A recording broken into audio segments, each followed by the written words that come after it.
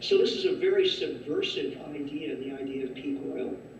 So it has come as a seeming blessing or breath of fresh air to all of these people that as a result of high oil prices over the past few years, we've actually seen increasing rates of production of oil and natural gas in the United States. Because prices were so high, a lot of small companies that were willing to take on a lot of risk used some technologies that have been developed over the past 2-3 decades, like horizontal drilling and hydrofracturing or fracking, to go after some of the geological formations that geologists had passed over previously because they knew that they would be too difficult and expensive to drill. We're talking about shale gas and tight oil. These are resources that are in rocks that are very impermeable. In other words, the oil and gas is there, but it just doesn't want to flow. So if you drill a conventional oil or gas well in one of these formations, you get just a little bit of production very briefly, not very much, and not enough to pay for the whole process of drilling and completion. With horizontal drilling and hydrofracturing, it's possible to break up the oil or gas bearing layer of rock sufficiently to release more of the resource. And so U.S. natural gas production has grown dramatically in recent years. U.S. oil production in the last 3 or 4 years has grown very substantially. And the industry is making remarkable claims now about how we have 100 years of cheap natural gas, how the United States is going to outproduce Saudi Arabia in terms of oil over the next few years and even a few decades. Now, these claims are based in, certainly in some reality. We have seen rising production of oil and gas, but we at my organization, Ecotech Institute, wanted to see just how big a difference this is going to make globally on the question of oil depletion and peak oil. So we organized a study, and it was headed by one of our fellows, David Hughes, who's a retired geoscientist who worked for the Canadian Geological Survey. And in his former capacity, he was very accustomed with herding large amounts of data and producing reports for government. So what we did was we purchased the rights to the data on all currently producing oil and gas wells that have been hydrofractured and horizontally drilled in the shale gas and tight oil plays, like the Bakken in North Dakota, the Eagle Ford in South Texas, the Marcellus in Pennsylvania, and so on and so on. What we found was that these claims that are being made, not only by the industry itself, but also by the U.S. Department of Energy, these claims only make sense if and only if one thing is true, and that is that each and every well that's drilled in these shale gas and tight oil plays performs as well as the very best wells that have been drilled in the early stages of exploitation in these plays. So that has to be true. So we tested that with our research, and what we found was that these plays are highly variable. Some are much more productive than others. And within each play, there's only a small core area, or a sweet spot, if you will, usually the size of a county or two, that's productive and profitable.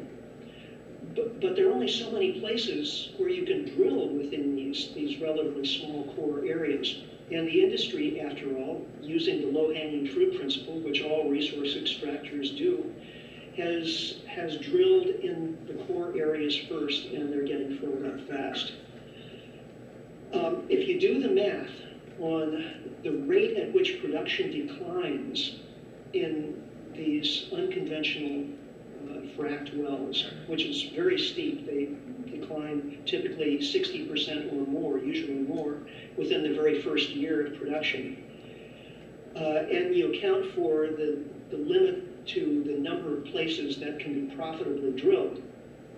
I think the conclusion is inescapable that we're going to see a peak and decline in production of shale gas and tight oil well before the end of this decade, probably around 2016, 2017, and a steep decline in production after that.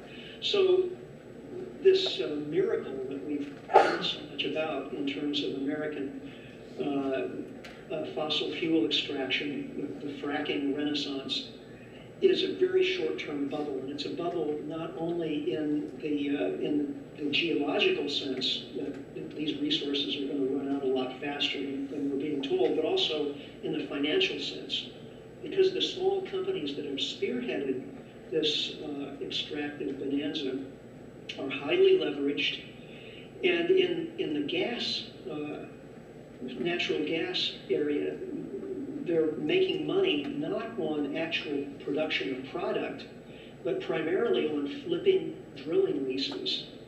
So the perception of plenty is extremely important in this whole situation. In order to keep the value of their stock shares high, these companies need to persuade everyone that this is a long-term bonanza, that it's going to go on for decades. So the value of these drilling leases, which they went out and purchased early in the game, the value of these drilling leases is very high. So they can now go out and sell these leases to bigger companies like Shell and BP, or to foreign drillers in China or Europe. What we've actually seen over the past couple of years is that big companies that have purchased tranches of drilling leases are now having to write them off as a loss. Shell wrote down the value of its assets by $2 billion in the Eagle Ford play just this last year. That's not the only instance. There are many others that could be cited. So this is a financial bubble as well, and it shows every sign of being ready to burst sometime soon. And when I say that, I don't mean next year or this year necessarily, but within the next 2, 3, 4, certainly 5 years, we'll see not only a collapse in production from the shale plays, but also a collapse on Wall Street of the companies that have led the charge. Now, meanwhile, the seeming good news from the oil and gas patch has hidden from sight for most Americans what's actually going on in the fossil fuel sector, which should be cause for concern. You know, the feedback that should be changing our collective politics and behavior is not there. Part of that feedback from what's actually going on in the real world is that the falling return on investment, both energy return and also financial return on investment within the oil and gas industry.